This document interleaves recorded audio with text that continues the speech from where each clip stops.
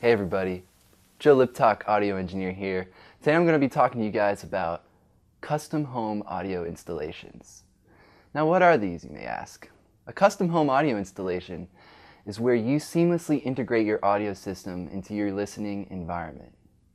I know I've seen some friends with home theater systems, speakers placed at very random distances, wires all over the place.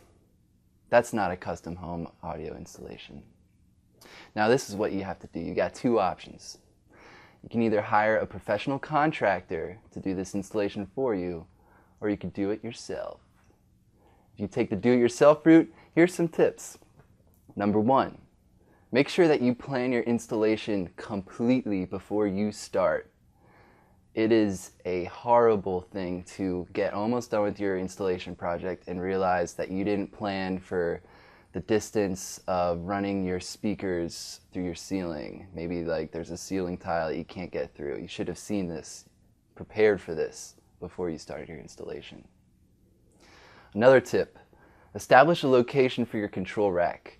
Now what's your control rack? Control rack is basically a rack or a table basically where you have all of your electronical equipment like your cable boxes, your audio amplifiers, distribution, all of that electronics.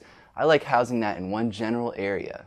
This way you have one central location for power and anything electronic, and you can run anything from there. Third tip would be to establish the location for all your speakers. You could put your speakers in the walls, you can mount them to the ceiling, you can mount them to the walls too. You could have your speakers on platforms. But basically, if you prepare where your speakers are, this will give the installation process a much smoother ride. Another tip for speaker placement is try to have them symmetrical to your listening environment. This gives the best balance of audio for your listening environment.